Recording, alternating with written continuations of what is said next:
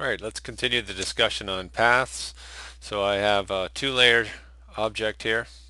Got a seashore in front of a black background. So what I'm going to do is I'm going to use a vector mask created using the pen tool to highlight a little bit of it. So I'm going to take my pen tool, put a couple of anchor points down in a kind of a funky orientation. I'll make a closed path. You can see how that's closed off. If I look over here, I'm on the closed path over here, the work path. If I click off of it, the lines disappear. If I click back onto it, the lines show up. I'm going to use my path selection tool. Click on that path. You'll see all the little anchor points show up. I'm going to right click on that now, and I'm going to say create a vector mask. And you'll notice over here it added a vector mask. Here it is here, and it's hidden all of the shoreline information that was outside, okay, of the shape. And now, just like a regular layer mask, I can disable it and hide it, or I can turn it back on. I can delete it, I can rasterize it, I can do a bunch of things with this. So that's one way to use your pen tool and your vector tools in terms of masking and improving images. I'm not restricted to just using the pen tool, so I'm going to delete that vector mask. Notice it deletes off my path here. I also have a bunch of shapes I can choose. I can choose an ellipse, polygon, whatever I like. So I'm going to choose an ellipse tool. I'm going to draw a big egg shape here. I'm going to use the black path selection tool till I can move that around, place it wherever I like. Notice I can try and grab those anchor points, but nothing happens. I can try my direct selection tool, and I can't grab them to stretch them per se, but notice when I grab that I got handlebars. So now I could twist these and do different things with it. So I need my tools to show up here. I can squish that. I can also use, or should also be able to use, the convert point tool. Okay, and I can bend those however I wish. So I'm going to create a funny egg shape here. So between the direct selection tool and the convert point tool, you can pretty much get control of any anchor point.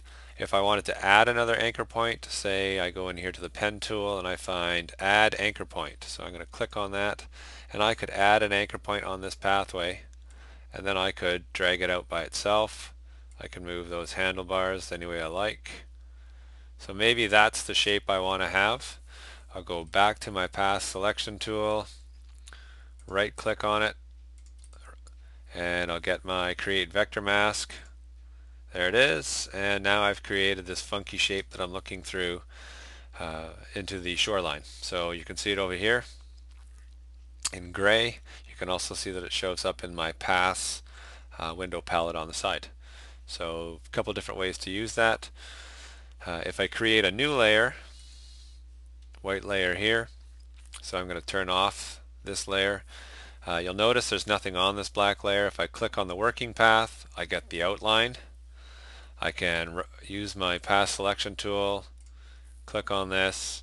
I could do a stroke path around the outside, and right now I'd be using a black brush, so that would be silly. So I'm going to change that to a nice cyan or something here. Let's go with that. And now I'll use my stroke tool here, and I'll use brush, and I create this really funky glow effect. That comes mostly from using the pressure. I'll do it again so you can see it. If I click on that, right click, stroke path. If I turn off simulate pressure, notice it's a solid all the way around. If I backtrack and do it one more time, but I turn on simulate pressure, it's kind of like how you would write with your hand. Eventually your hand comes off the paper and it makes it look like it's a little finer line. Just something different.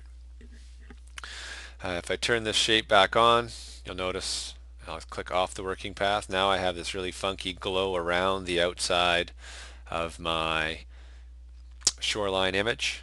If I change the layers, you'll notice it's partially hidden. If I move it back up, I get that nice glow. So a couple ways to use that. It's kind of fun. I could also fill that in. If I create a new layer, I'll turn these two off. Click on my working path, it shows it again. Make sure I have my path selection tool. I'm going to right click and go a fill. So maybe I will do a fill with the foreground color which is, actually I'll just choose a color. Let's try something different. So I'm going to choose a little bit darker blue here, and I'm going to say okay. So there's my fill. Notice over here it's showing up. I can drag that down a bit. I can turn on those two layers together. If I click off my pathway up here, I can see it without the lines. I can put this back in there and maybe drop the opacity on that layer. Oops, helps to be on the right layer. And I can kind of have a really funky effect started there. And all of that's come from pathways, which is, they're saved right there now. Ideally, they travel with the document. So long as you save it as a PSD, you can use those pathways again. So let's just do a quick test, make sure that's working. So I'm going to save. I'm just going to give it a different name. Hit save, okay. I will close that. And then I will open it again.